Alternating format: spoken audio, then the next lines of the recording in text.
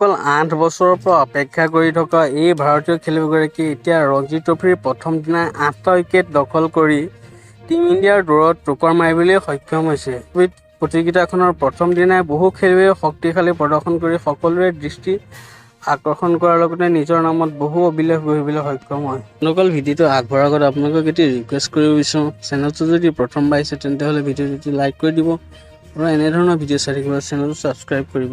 এই প্ৰসংগত প্ৰথমে মনলৈ অহা নামটো হ'ল কৰণ শৰ্মা, যিয়ে প্ৰতিযোগিতাখনৰ জয়লাভ কৰে। প্ৰথম দিনা ৰেলৱেৰ হৈ খেলি 38 ৰানত 8টা উইকেট দখল কৰে। এই অভিনয়েৰে তেওঁ সকলোৰে দৃষ্টি আকৰ্ষণ কৰিবলৈ সক্ষম হয়।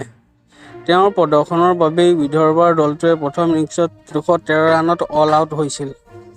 খেলখনত বিদৰ্ভৰ পৰা ফাইজ ফাজানে সৰ্বাধিক 113 ৰান সংগ্ৰহ কৰে, অৰ্থব তাৰে 48 ৰান কৰে। এই দুজনৰ বাহিৰে কোনো বেটছমেনে কৰণ শৰ্মাৰ স্পিনৰ সন্মুখত থিয় দিব নোৱাৰে। আপোনালোকক কওঁ যে এয়া প্ৰথমবাৰ নহয়, যেতিয়া কৰণ শৰ্মাই শক্তিশালী অভিনয় কৰি সকলোৰে দৃষ্টি আকৰ্ষণ কৰিছিল। যোৱা 8 বছৰে ঘৰুৱা ক্ৰিকেটত শক্তিশালী প্ৰদৰ্শন কৰি ভাৰতীয় দলৰ দৌৰত টোকৰ মাৰিছিল যদিও যোৱা 8 বছৰ ধৰি ভাৰতীয় ক্ৰিকেটত স্থান লাভ কৰা নাছিল।